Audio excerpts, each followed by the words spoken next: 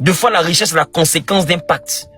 Et laisse-moi te dire, quand tu fais une seule chair avec quelqu'un, et que dans son énergie, là, dans son aura, il y a une onction, il y a une puissance de prospérité liée à un pacte satanique, les génies qui lui ont donné la prospérité, la contrôle qui couche avec lui. Ils ne vont jamais accepter que toi, en tant que femme, qui n'est pas initiée, qui n'a pas pactisé, tu viennes manger leur argent qu'ils ont donné à cet homme. Tu mens. Ça, mets ça dans ta tête. Donc, du coup, là, si t'ont donné 100 francs, ils vont te prendre 3 millions. Et c'est trop facile. Beaucoup perdent tout parce qu'ils ont pris leur partie intime pour mettre dans la partie intime d'une femme, ils n'auraient jamais dû. Parce qu'elle vient de sa famille, et dans sa famille, ils ont la royauté, et leur royauté est obscure. Donc, c'est comme s'il y a une amende spirituelle que les entités viennent réclamer dans ta vie. Tu peux perdre ton travail, tu peux perdre ta santé, tu peux perdre ta vie. Parce que tu vas aller coucher avec une femme qui est dans un pacte. De femme, elle l'ignore, mais elle est consacrée depuis le sein de sa mère par l'onction de son père. Donc ceux qui sont là, non, c'est une grande famille, ils ont l'argent, je vais me marier à eux parce que là, au moins, je peux m'en sortir dans la vie. Là. On ne se marie pas pour s'en sortir. Même quand tu as marié quelqu'un qui n'a rien, si l'étoile est présente, le rien va devenir prospère. Amen. Et quand tu vois la gloire de quelqu'un, il faut bien te demander qu'est-ce qui est la base de cette gloire-là, avant de vouloir dire non, ça a sorti ma famille de la pauvreté. Deux fois même là, c'est là que toi-même, ta vraie misère va commencer. Parce qu'il y a des gens qui ont des fétiches là. Il y a des gens qui ont des entités. Il y a des gens qui ont des entités, maman. Lorsqu'ils vont s'allier à vous là, le jour où les entités veulent tuer les gens là, c'est ceux qui ne sont pas de sang, les maris, les femmes là, ce sont eux qui vont prendre ces balles perdues. Je vais m'arrêter là. Parce que je ne suis pas venu penser, je suis juste venu pour intervenir. Je ne vais pas monopoliser la parole. Mais ce que je veux dire, continuez ce genre de sujet spirituel. Continuez ce genre de sujet spirituel. Dernier point.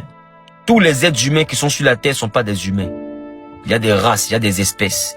Il y a des hybrides parmi nous. Il y a des hommes qui sont mi-homme, mi-esprit. Il y a des personnes que tu vous voyez sur la terre. Là. Ce sont des agents des eaux. Ils ne sont pas humains. Il y a des défunts sur la terre qui sont mandatés par le diable pour remonter sur la terre, pour collecter des étoiles et qui couchent avec des femmes à qui les ténèbres donnent la prospérité. Tu sors avec un revenant, tu n'es même pas au courant.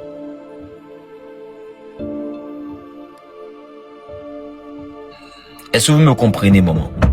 C'est pourquoi je dis il est plus qu'important d'interpeller les enfants de Dieu sur la gravité du monde spirituel.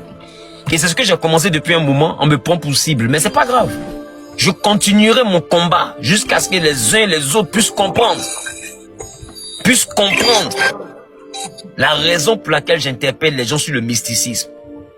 Il faut que les chrétiens comprennent que Alléluia, Amen, là c'est bien beau, mais comprendre l'environnement dans lequel nous sommes là, ça nous permet de ne pas mourir gawa. Yes. Le déo est risqué. Le déo est tellement risqué que les pasteurs n'ont pas le temps de comprendre que les chrétiens à qui on enseigne là, ils n'ont plus le temps de nous écouter. Ils n'ont plus le temps de pratiquer nos prédications. Ils s'en foutent même. Alléluia, Amen. Quand ils finissent, ils se masturber. Alléluia, Amen. Faut plus le faire. Papa, yes, papa prêche. Vous qui couchez les filles, là, papa révèle. Quand tu sors, lui, mais il s'en fait pas tous. Écoutez, vous que tu es un imbécile, mais pasteur, mais tu vas parler là. Lui, mais il s'en fait pas tous même pour compléter. Pour montrer que c'est comme rien même. Ils n'ont plus peur. Ils n'ont plus peur de on ne fait pas, c'est interdit, ça t'envoie en enfer. Ils n'ont plus peur. Même les chrétiens n'ont plus peur. Il faut que les chrétiens réalisent le danger qu'il y a dans la sexualité. C'est un échange de vie. C'est un échange de destinée. C'est un échange d'étoiles. C'est un échange de grâce. C'est un pacte de sang. Il y a des personnes à ton ex, là, il couche chez toi jusqu'à présent. Ton mari de nuit, là, devant, c'est pas un démon. C'est un gars avec qui tu as été hier, à qui tu as allié par le sang, et qui vient coucher chez toi jusqu'à présent. Il se cache derrière un masque. Il y a des psaumes, et il y a des manières de prier, avec lesquelles, lorsque tu vas réciter ces psaumes-là, d'une certaine façon que je peux te montrer, la prochaine fois qu'il va te visiter, là, tu vas déchirer le masque, tu vas voir le visage de la personne. C'est ton ex, c'est pas quelqu'un. Deux fois c'est ton père, deux fois c'est ta mère, deux fois c'est ton propre frère qui se cache derrière un mari de nuit. Maman, C'est pas que des démons quand on dit mari et femme de nuit. Non, l'univers de la sexualité, c'est trop large. C'est trop large. C'est tellement large que les gens doivent chercher à savoir avec qui je suis sur le point de faire du sexe. Mais s'il y a une chose que les gens ne se demandent plus là, c'est cette question. Avec qui je suis sur le point de faire du sexe? On se dit non, toi aussi, mais faut donner, c'est rien.